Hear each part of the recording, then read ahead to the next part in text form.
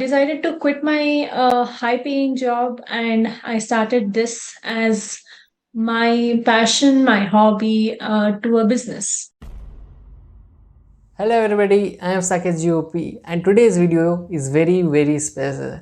In today's video, we talked about entrepreneurship, brand building, handling competition and many more. So before we begin, let me introduce you our guest. Her name is Rajini Bhargava. She is an entrepreneur and she runs a cloud kitchen business model. So what is a cloud kitchen? Well, cloud kitchen is also known as ghost kitchen or a virtual kitchen is a commercial kitchen space that provide food businesses with the facility and services needed to prepare food items for delivery purposes. So yeah, that's it. And so please watch this video till the end if you really want to start your own business or want to be entrepreneur. This video is very informative and helpful. So yeah, bye bye. So hello everyone, this is Rajini Akka. How are you, Akka? I'm fine. How are you? Yeah, I'm also doing great. And so, Nice. can you introduce yourself to the audience? Sure. I'm Rajini Bhargava and I'm the CEO of Sweet Tooth Creations. And I bake basically. So that's my entrepreneurship. Okay, so you are a solo entrepreneur. I'm a solo entrepreneur. Basically, I haven't done any course until now, unless it's a mini course somewhere between like 2 to 3 days of a course or something which involves only online classes. But I haven't done any of the other usual culinary classes that people take for baking or anything.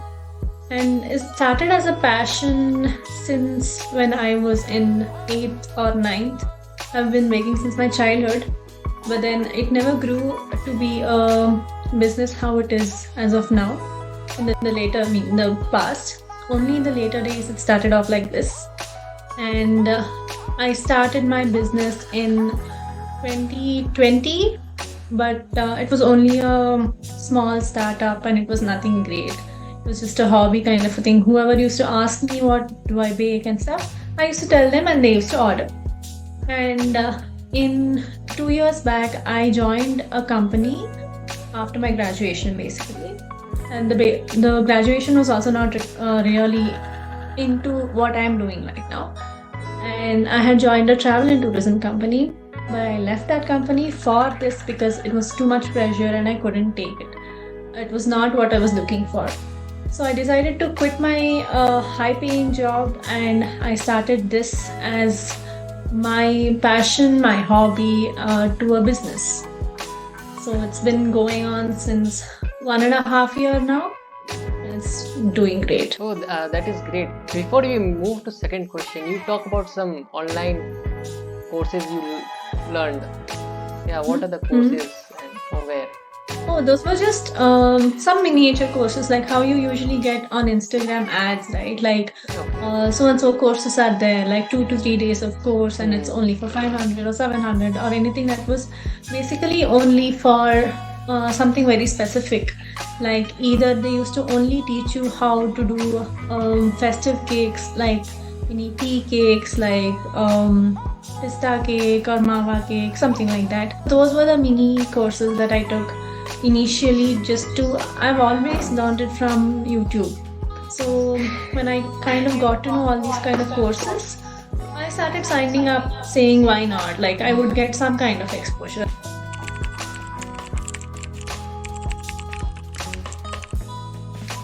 Showcase myself as an entrepreneur or something that I do, just very specific to what I do.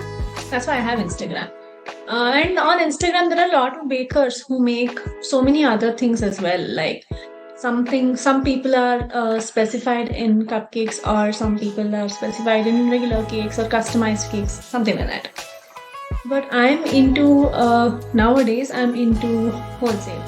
So when I come into Insta, I'm usually looking for something very specific. Like I tell them that, okay, so and so is what I'm doing. Like brownies or cupcakes is what I'm specified for. And so that's how I build my platform there. So once people get to know your audience, like I get to know the audience, I focus on the audience and they'll get to know what kind of things I make, and that's how they come to me. And I usually do ads on very specific things. Maybe it can be, um, example, there's December, Christmas coming. So for Christmas, I can tell them that I have a package, or like I have a, what is it called? A festive box of only plum cake, cheesecake, and something else. So they would be interested in what I'm making. Then it's a vast audience, right? All of them like something or the other. And all of the bakers have either some of the other festive cakes or something that they have to also sell or promote. But what I'm doing is only plum cake and biscuits, or plum cake and cheesecakes. They would be doing something else. So that's how I grab my customers, saying that this is very specific and this is only what I do. So only if you're interested, only if they're interested in it, they would buy it. So all these ads help me a lot, and making reels is also very helpful, which I haven't been doing it lately, but that's how it actually helps.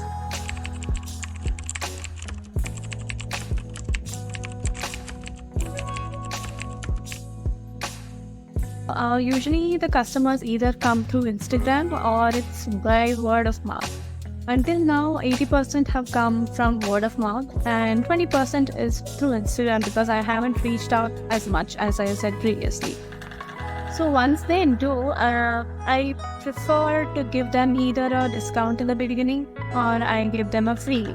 That's up to me. Like, it's not a compulsion that they have to receive either a freebie or they have to receive a discount.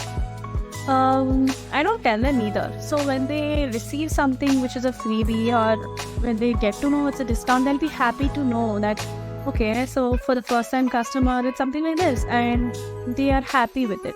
They don't usually complain, or they don't come up to me and ask for discounts, because once I tell them the price, I also tell them that it's with discount. So they'll be very glad to know that, okay, something is like this, and it feels like they're important to me, or it feels like or they feel like I'm giving them that kind of importance, or that thing where that special feeling that, oh my god, it's nice kind of. Otherwise, I usually give them top-notch quality ingredients, great stuff. I don't compromise on any of these things. So when they get to know that it's a very nice quality, and I don't compromise on either, it may be using butter instead of margarine, which most of the bakeries do, they'll get to know that it's very nice, and it's something luxurious and not like something very minor. So they look for all these things. Like, the customers will look for these things, saying that, okay, this is specific, the ingredients are very nice, or it may be packaging as well. Packaging is very important. It plays a very important role in branding, business, and everything. So when I provide them with a really nice aesthetic packaging, they feel like it's nice. I'm like a professional for them. So that's how I retain the customers. Even if it's word of mouth also, they'll just get to know, okay, fine, she just bakes. Let me try out whatever she bakes. And then I provide them with something which is very yum and something which they loved it, they'll obviously come back to me. And that's how I maintain my relationship.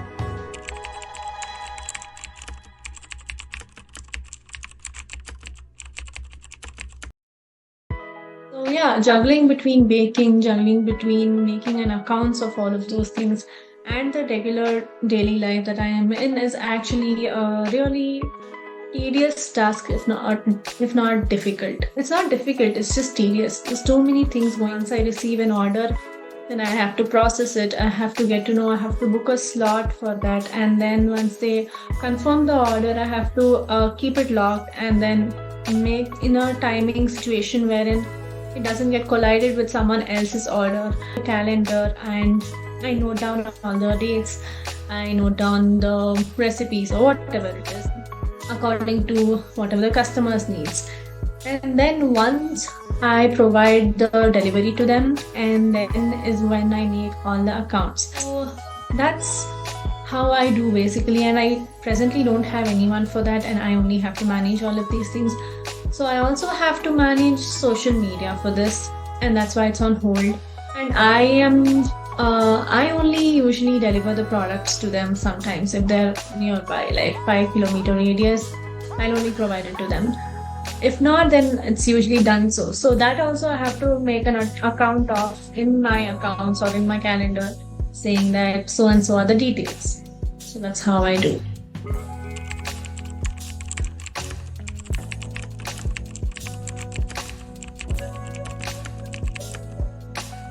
So there's not many strategies to use in these things. I mean, there is.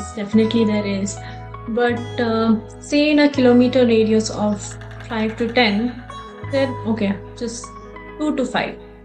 There will be a lot of people who wants to take the cake for either a birthday or a party or something. So there are specific needs for specific audiences. And I only cater to specific audience when they say that it's for a party. Then I have the equipments and the ingredients of whatever it may be for making it for a wholesale thing rather than making it on a customized thing. There are people who make customized cakes for birthday parties using fondant or whatever it is.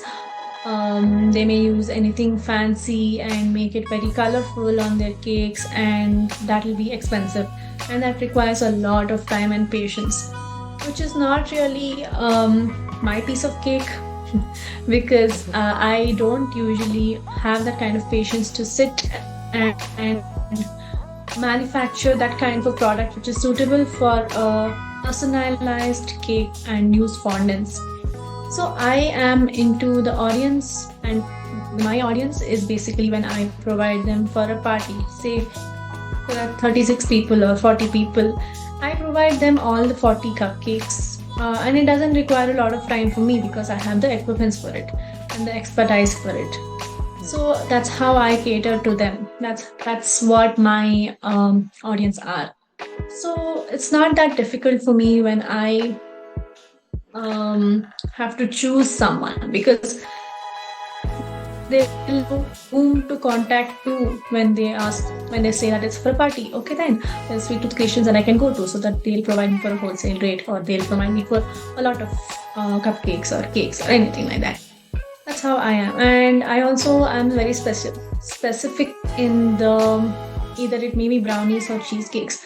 That's the only those things I do. I either make brownies, I either make cupcakes, or I either make very simple cakes which doesn't require much of a customization. If they ask for customization, then it's very basic, so I accept for that. So when they know that whom they have to go to, they'll come to me when they require something which is specific to their needs, so that I can cater to their needs like them. So one simple question, like it is different from the business. So because you're handling your business alone, you're the sole proprietor, and what is your parents' reaction? What your parents thinks about all of these things? Are they proud or not? Actually, they're very proud and they're very supportive as well. Usually when someone comes and tells me that, oh, you're the only person who's baking so and all, they'll come back with another answer or a question saying that, are you the only one who's doing it, or are your parents not? How are they allowing you to do so? Or if there were my parents, they wouldn't have allowed it, and I'm very lucky for it. And yeah, I think I am lucky for it. Leaving a job which is a well-known job and then coming to this is a very difficult task. It's not a task, but it requires a lot of thinking process behind it, and it requires a lot of bravery. It requires so many things. And I'm glad that I could come this far. And my parents are actually very proud of it. They are also helping me. My mom helps me usually with all these orders. If there are a lot of bulk orders, then she helps me out with all these things. Yeah, I'm very glad to hear your parents are very supportive. And yeah, all the best for your future. So, last question. Thank you.